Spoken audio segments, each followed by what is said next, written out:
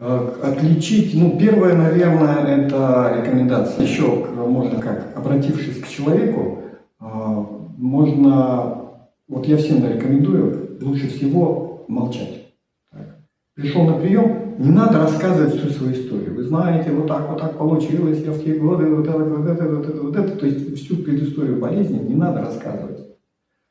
По идее, шаман, он должен рассказывать все сам. Так.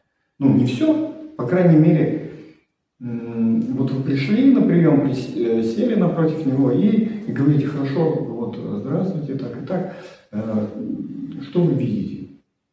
И шаман должен назвать о вас хотя бы пару-тройку фактов из вашей жизни, какие-то события, черты характера. То есть то, что он никак не мог знать, кроме как вот ему духи нашептали. Таким образом, это и ему нужно, потому что он убедится, что он вас хорошо видит.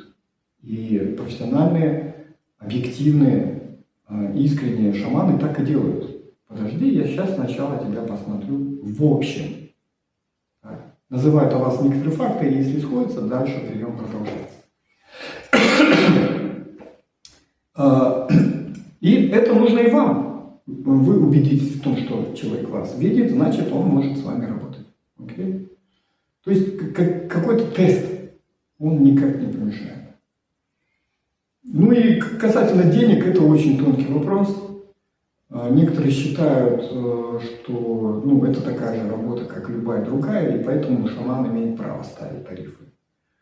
Другие считают, что это совсем другое, и они правы в том плане, что в традиции никогда не устанавливались цены на работу шаманов. Но другое дело, что в кочевой цивилизации вообще не было цен ни на что никогда. Человек сам что-то давал, какую-то цену в ходе торговли, и не торгуясь, продающий или соглашался, или отказывался.